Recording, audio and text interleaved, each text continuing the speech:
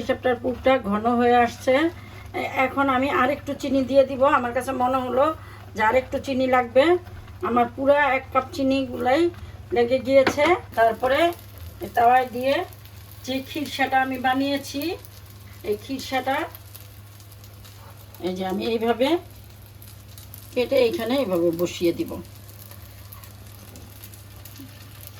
এই খিরসাটা দুর্দান্ত মজা হয়েছে, তোমরা না খেলে বুঝবে না।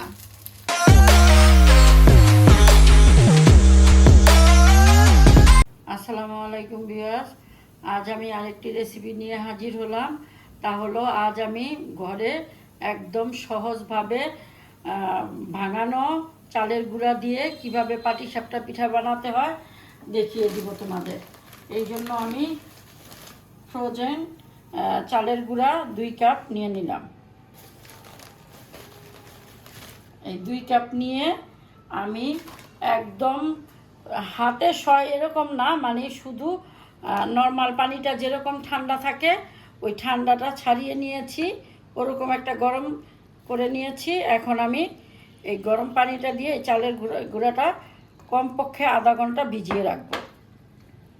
আধা ঘন্টা ভিজানোর পরে আমি তোমাদেরকেই দেখিয়ে দিব কিভাবে ব্লেন্ড করব। আমি পাটিসাপটা পিঠা বানাতে যে পুরটা বানাবো, এই পুরের ভিতরে আমি চাউলের গুঁড়াটা দিব। এই জন্য আমি চাউলের গুঁড়াটা একটু ভেজে নিব, যাতে ভাজতে ভাজতে একদম হালকা আঁচে ভাজতে হবে, যে একটা হালকা কালার আসে আর চালের গুঁড়ার যে একটা কাঁচা ঘেরান ওইটা চলে যায়। আর একটা চালের গুঁড়া ভাজলে একটা সুন্দর একটা ঘেরান আসে, ওই ঘেরানটা আসা পর্যন্ত আমি একদম মৃদু আঁচে ভাজতে থাকবো। নাড়া থামাতে হবে না, নাড়তেই হবে, নয়তো পোড়া লেগে যেতে পারে।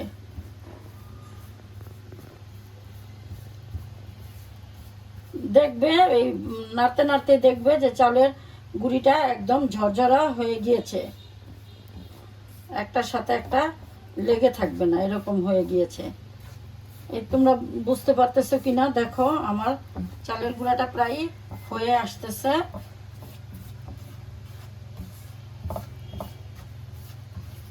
আমার চালের গুঁড়াটা হয়ে আসছে। আমি আর এই 30 সেকেন্ডের মতো রাখবো, রেখে আমি নামিয়ে ফেলবো। দেখছো ঝরঝরা হয়ে গিয়েছে, কিন্তু এখন ভিজা ভিজা ভাবটা নাই চালের গুঁড়ার। এই তো চালের গুঁড়াটা আমার দেখো একদম ঝরঝরা হয়ে গিয়েছে। এই পর্যায়ে আমি নামিয়ে নিব, নামিয়ে ঠান্ডা করে নিব। আমি আগে থেকেই লিকুইড দুধ 1 কেজি জাল দিয়ে একেবারে অর্ধেকটা পরিমাণ করে রেখেছি। এখন আমি দিয়ে দিব এখানে 1 কাপের থেকে একটু কম গুঁড়া দুধ। এখন আমার চুলাটা অফ করা আছে, কারণ আমি সবগুলো উপকরণ একবারে মিশিয়ে চুলাটা অন করব। তারপরে দিয়ে দিব আমি 1 চিমটি লবণ স্বাদের জন্য। আর আমি যে চালটা ভেজেছিলাম দেখেছো, এই চালটা অর্ধেকটা হয়ে গেছে ভাজার পরে। আমি এখানে পুরাটা দিব না, যদি লাগে পরে আবার একটু দিব, এই পরিমাণের রেখে দিলাম। ভালো মতো মেশাতে হবে যাতে কোনো দানা দানা ভাবটা না থাকে। আর আমি এইখানে খেজুরের গুড় ব্যবহার করব। খেজুরের গুড় ব্যবহার করব এই জন্য আমি এখানে কোনো দারচিনি এলাচি ব্যবহার করব না, তাহলে গুড়ের ফ্লেভারটা থাকে না। পুরাটা গুড় আমি দিয়ে দিব, তারপরে লাগলে আমি চিনি মেশাবো। এখন আমার সবগুলো উপকরণ ঠিকমতো মেশানো হয়ে গিয়েছে। এখন আমি চুলাটা অন করে দিব। হ্যাঁ, মিডিয়াম লো আছে আমি নাড়তে থাকবো। এই পর্যায়ে নাড়া থামানো যাবে না। আর আমি আরেকটু চিনি দিয়ে দিব, তারপরে যদি ভাবি যাতে চিনি লাগবে, মিঠা লাগবে, তাহলে আমি আবার দিব। এখন আমি নাড়তে থাকবো ঘন হওয়া পর্যন্ত। আমার সমস্ত উপকরণগুলো মিশে গিয়েছে। ভিউয়ার্স, আমি এই ফাঁকে পাতিলটা চেঞ্জ করে ফেলেছি, কারণ পাতিলটা সিলভারের তো নিচে লেগে যেতে পারে। এই জন্য এখন আমি নাড়তে থাকবো, ঘন হওয়া আগ পর্যন্ত নাড়তে থাকবো। দেখো আস্তে আস্তে ঘন হয়ে আসতেছে। দেখেছো আমার পাটিসাপটার পুরটা ঘন হয়ে আসছে। এখন আমি আরেকটু চিনি দিয়ে দিব। আমার কাছে মনে হলো যে আরেকটু চিনি লাগবে। আমার পুরা 1 কাপ চিনি গুলাই লেগে গিয়েছে। আর আমি দিয়ে দিব 1 চামচের মতো ঘি। ভিউয়ার্স, তোমরা খেয়াল করেছো কিনা, আমার এই গুড়টা অনেকই ভালো, একদম গাছের রস থেকে এই গুড়টা জাল দেওয়া হয়েছে। আমার পরিচিত কাছ থেকে আমি এই গুড়টা নিয়েছি, এই জন্য দুধটা কিন্তু আমার ফাটেনি। আর কিনা গুড়ের থেকে কিন্তু দুধটা ফেটে যায়। তোমরা কিনে গুড় খেলে আগে গুড়টা কেটে জাল দিয়ে নিবে, তাহলে দুধ ফেটে যাওয়ার ভয় থাকবে না। এখন আমি নামিয়ে একটা পাত্রে রাখবো। আমার এই পুরটা হয়ে গিয়েছে, নামিয়ে নেই। পাটিসাপটার পুরটা আমি ঢেলে রেখেছি, একদম ঠান্ডা হওয়া আগ পর্যন্ত অপেক্ষা করতে হবে। আর আমি চালের গুঁড়াটা যে ভিজিয়ে রেখেছি ওইটা আমি ব্লেন্ড করে নিব এই ফাঁকে। ওটা ঢেলে নিব। তারপরে আমি একটুখানি লিকুইড খেজুরের গুড় দিব, শুধু স্বাদের জন্য আমি চিনি মিলাবো। আমি 1/2 কাপ চিনি দিলাম, এই 2 টেবিল চামচ হবো। আমি এখন এই উপকরণটা ভালো মতো মিশাই, তারপরে তোমাদের দেখাবো যে কতটুকু এটার সাথে আমার আরেকটু পানি লাগবে, তারপরে চিনিটা মিশাই আনি। আমার মেশানো হয়ে গিয়েছে। আমি এখানে 1/2 চামচের মতো লবণ দিব, লাগলে আবার পরে দিব। এখন আমাদের এই পাটিসাপটার গোলাটা এইভাবে গুলাতে হবে যে আমরা চিতই পিঠা বানাই ওরকম। আমার হাতটা এরকম একটা আঙ্গুল ডুবালে যে হাতে লেগে আছে ঠিক এরকম। আর আমার পানি দেওয়া লাগবে না।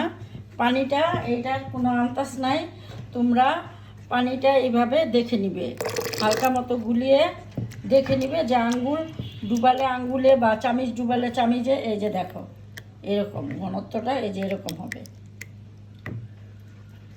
আমার গোলানোটা হয়ে গিয়েছে। এখন আমি দেখব লবণ হয়েছে কিনা। না, আমার আরেকটু লবণ লাগবে। আরও এই এতটুকু দিয়ে দিলাম, তাও কিন্তু আমি 1 চামচ লবণ দিইনি, 4 চামচ, 1/2 চামচের মতোই হয়েছে।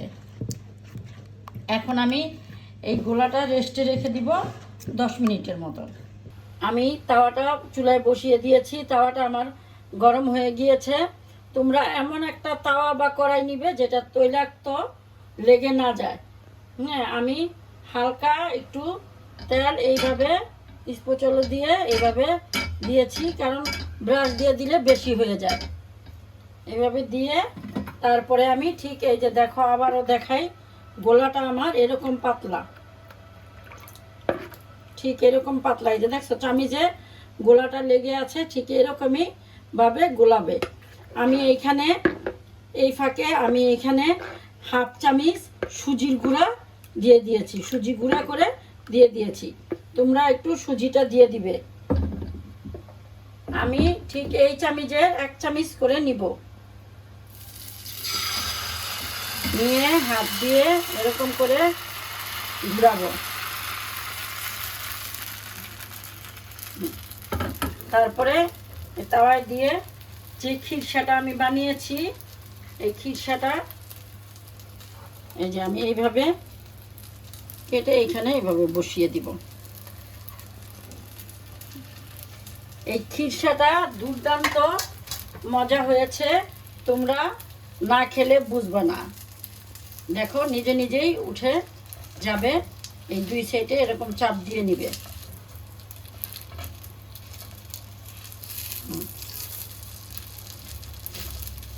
দেখেছো একদম সোজা পাটিসাপটা পিঠা হয়ে গিয়েছে।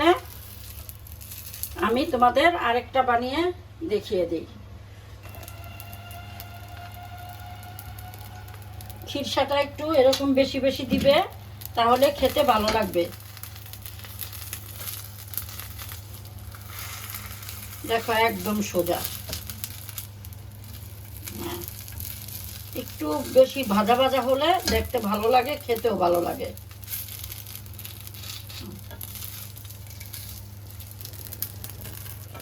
এই যে আমার আরেকটা পিঠা হয়ে গেল। আমি এইভাবে সমস্ত পিঠাগুলো বানিয়ে তোমাদের দেখিয়ে দিব।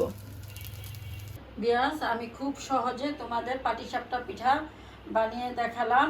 শীত এসে পড়ছে, তোমরা ঝটপট বিকেলের নাস্তায় এইভাবে পিঠা বানিয়ে খেয়ে দেখো, আমার রেসিপিটা ফলো করে। দুর্দান্ত মজা হয়েছে। তোমরা খেলে আবার বলবে যে হ্যাঁ, আমার আপা ঠিক বলেছে।